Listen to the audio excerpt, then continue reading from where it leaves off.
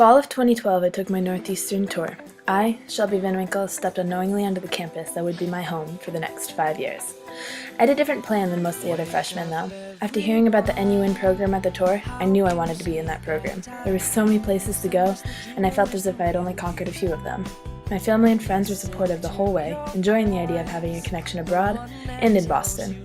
I structured my application around getting into this program, and when I received my acceptance letter in late March, all my confusion about college choices flew out the window. I was going to Greece. Thessaloniki was calling my name, and there was no way I could say no.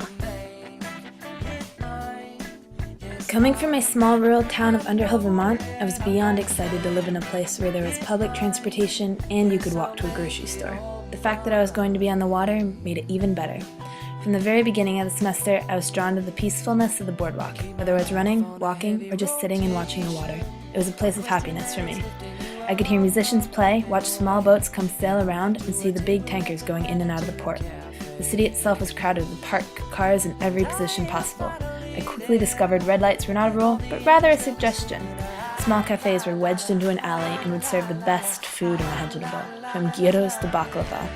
The downtown area was always moving, with crowded coffee shops in the morning to lively bars at night that you could stay at long after you had finished your meal and paid the bill.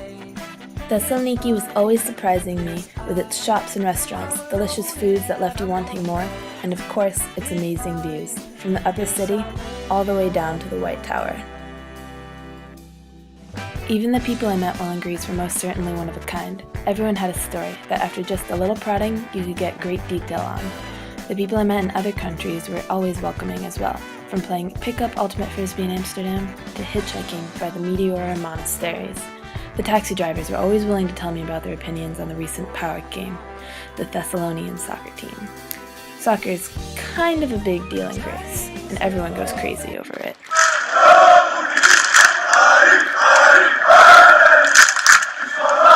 My religions teacher Nico thought it was another religion. We often referred to it in class to get bonus points.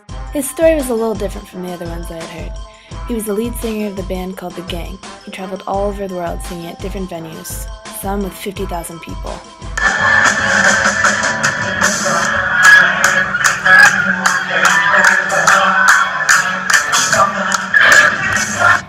He told us music was his profession and teaching was his hobby. Nothing like having a religions teacher be a rock star. My service learning say was Anatolia Bilingual, where I worked with second graders on their English. The teacher I worked with, Iria, only had one rule: no Greek, only English. There was one girl in the class that could not keep up with the others because of a learning disability. It was my job to work with her one-on-one and focus on one thing at a time until she mastered the basics again. It was hard work, but the excitement she got out of getting one sentence correct always made me smile. Service learning wasn't the only rewarding experience on my trip. Over the course of the 3 months, I traveled to multiple places like Crete, Brussels, Amsterdam, Bulgaria, Istanbul, and Athens.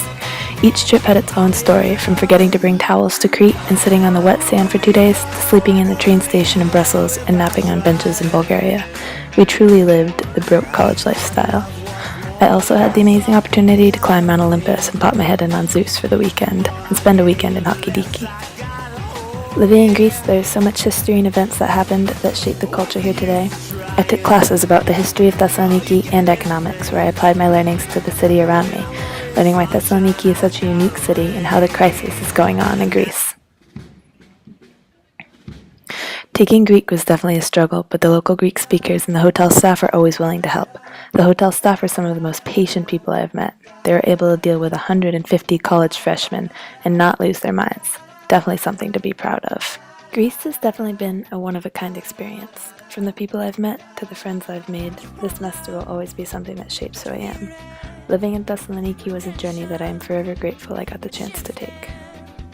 You summed up the feeling with a simple dismissing.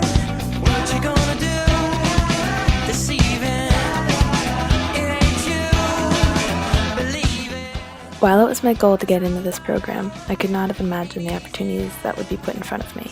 NUin allowed me to meet new people from all over the globe, explore Europe on my weekends, and still learn about my interests. Northeastern allowed me to step out of my comfort zone, or break out of the ordinary, and create a whole new world away from my familiar circles. Going abroad for a semester of college can be difficult, but I took every opportunity I had to make it amazing. Stay with me. You confuse me with your riddles and your sudden generosity. Call me in the afternoon, even by